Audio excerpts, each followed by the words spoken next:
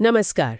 आज हम बात कर रहे हैं कारों के अंदरूनी हिस्सों के भविष्य पर, मतलब इंटीरियर्स पर। जी हाँ। और खास तौर पर 2025 में क्या रुझान देखने को मिल सकते हैं इस पर। बिल्कुल। हमारे पास कुछ दस्तावेज हैं, भविष्य की कार आंतरिक सज्जा 2025 शीर्षक से। तो कोशिश यही है कि इन स्रोतों से सबसे महत्वपूर्ण बातें निकालें। जी। अच्छा, आजकल की कार का इंटीरियर कभी-कभी थोड़ा उबाऊ सा नहीं लगता? हाँ, कई बार लगता है।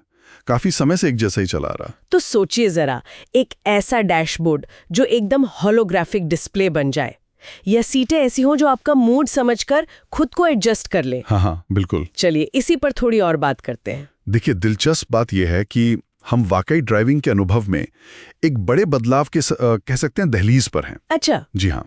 ये जो स्रोत हैं ये बताते हैं कि 2025 तक कार के इंटीरियर में कई नई चीजें देखने को मिलेंगी। जैसे कि बिल्कुल नई तरह की सामग्रियां, एडवांस टेक्नोलॉजी और हाँ, पहले से कहीं ज्यादा आराम।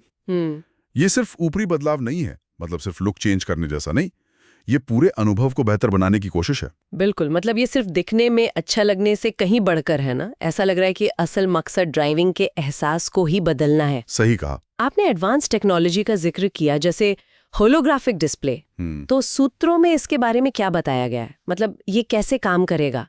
क्या ये सिर्फ एक स्क्रीन होगी? नहीं, सूत्रों के अनुसार होलोग्राफिक डिस्प्ले का मतलब सिर्फ फैंसी दिखना नहीं है। अच्छा। असल में ये जानकारी को सीधे ड्राइवर की नजर के सामने, शायद विंडशील्ड पर ही प्रोजेक्ट करने का एक तरीका हो सकता है। ओह, विंडशील्ड पर। हाँ, तो इससे होगा ये कि जरूरी जानकारी देखने के लिए सड़क से ध्यान हटाने की जरूरत कम होगी, और जाहिर है ये सुरक्षा के लिहाज से काफी अहम है। हाँ, ये तो है। मतलब तकनीक सुरक्षा और सुविधा दोनों बढ़ाएगी। अच्छा, और आपने वो मूड के हिसाब से ढलने वाली सीटों का भी जिक्र किया था, वो कैसे होगा? हाँ, वो भी बहुत दिलचस्प है। सूत्र बताते हैं कि ये सीटें शायद बायोमेट्रिक सेंसर से लैस हों। Biometric sensors? जी, जो ड्राइवर के मान लीजिए तनाव के स्तर या थकान को महसूस कर सकें। अरे वाह। और फिर हो सकता है वो माहौल को बदलने के लिए जैसे हल्की मसाज शुरू कर दें, या तापमान बदल दें, या शायद अंदर के रोशनी को एडजस्ट करें ताकि ड्राइवर को आराम मिले। कमाल है। तो ये कार को महज एक मशीन से ज्यादा एक तरह से एक पर्सनल असिस्टेंट जैसा बनाने की तरफ एक कदम है। वाह, ये तो बहुत ही बढ़िया है। तो मतलब तकनीक, आराम और ये जो निजी अनुभव है, इस पर बहुत जोर दिया जा रहा है। बिल्कुल। अच्छा, सूत्रों में सामग्रियों के बारे में क्या कहा गया है? मटीरियल्स, क्या कुछ नया इस्तेमाल होने वाला है? हाँ, बिल्कुल। सूत्रों में नवीन और टिकाऊ दोनों तरह की सामग्रियों का जिक्र है। ओके, टिकाऊ मतलब सस्टेनेबल। जी हाँ, सस्टेनेबल। तो एक तरफ तो शायद हल्की, मजबूत और रिसाइकिल की हुई सामग्रियां इस्तेमाल हों। ये गाड़ी की परफॉर्मेंस और पर्यावरण दोनों के लिए बेहतर होंगी। ये तो अच्छी बात है। और दूसरी तरफ अंदरूनी हिस्सों में ऐसी चीजों का इस्तेमाल बढ़ सकता है जो ज्यादा आरामदायक और आलीशान, मतलब लग्जूरियस एहसास दें। तो दोनों चीजें साथ साथ चलेंगी, सस्टेनेबिलिटी भी और लग्जरी भी। हाँ, ऐसा लगता है।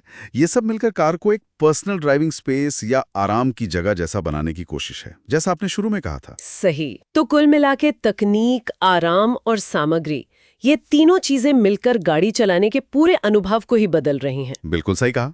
अगर हम इसे थोड़ा बड़े पर्सपेक्टिव में देखें तो ये ट्रेंड्स दिखाते हैं कि भविष्य की कारें शायद सिर्फ एक जगह से दूसरी जगह जाने का जरिया ना रहें। होलोग्राफिक डिस्प्ले, मूड सेंसिंग सीटें, नई और टिकाऊ सामग्रियां और हर यात्री के हिसाब से ढाला जा सकने वाला इंटीरियर। हुआ कि 2025 की कारें हमारे लिए एक तरह से हमारी अपनी पर्सनल जगह जैसी होंगी, सिर्फ ट्रांसपोर्ट का एक साधन नहीं। हाँ, काफी हद तक ऐसा ही लगता है।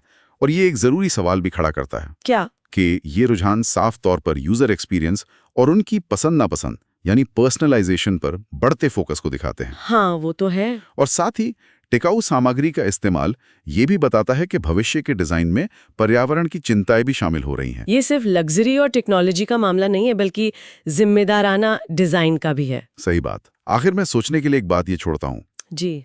जब कार का इंटीरियर इतना ज्यादा व्यक्तिगत और हमारे हिसाब से ढलने वाला हो जाएगा, तो क्या वो सिर्फ आने जाने का एक तरीका ही रहेगा, या फिर सही मानों में हमारे जीवन का, हमारी लाइफस्टाइल का ही एक विस्तार बन जाएगा?